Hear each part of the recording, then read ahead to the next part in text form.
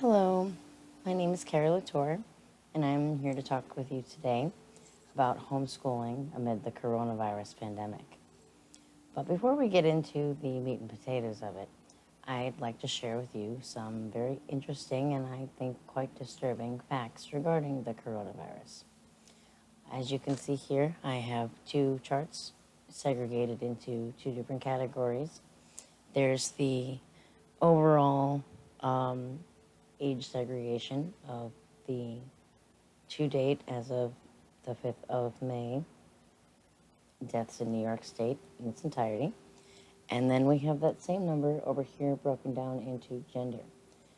I found this to be particularly interesting simply because it does appear to be discriminate against males at a surprising ratio.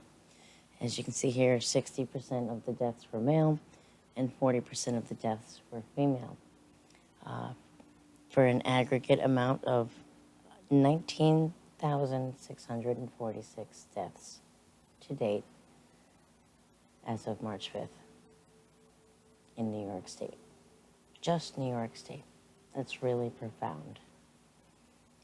That being said, this is the time that we as a people must make some difficult choices and experience some new territory that we never would have chose for ourselves, but that we are in fact experiencing nonetheless, such as homeschooling our children. Many of us are home from work as our jobs have been closed and our populations have been segregated into essential and non-essential, which is really a travesty in and of itself, to find that we are measuring ourselves and our worth based on our current type of employment. It's really kind of disarming to think about, but I digress.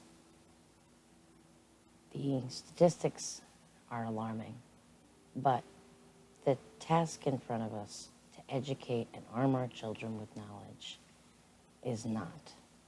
In fact, there are lots of programs and services that can make homeschooling a much less inundating and much more comfortable experience.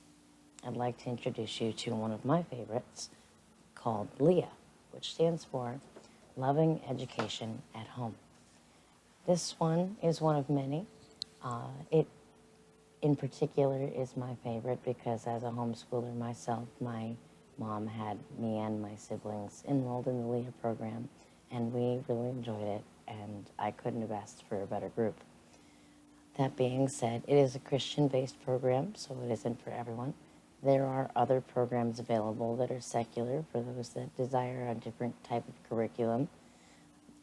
There are some very interesting facts to go along, excuse me, with homeschooling from the U.S. Census Bureau's last demographical data collection, which you can see over here. It says that there are 2 million American children being homeschooled, and that's statistics that have been time and time again recorded by the Census Bureau. This is an aggregate average, an approximation, if you will, but it has evidence to support the fact that it is rising at a 15 to 20% rate annually. So that's a noticeable increase, I'd say, of parents deciding to take more control over their children's education.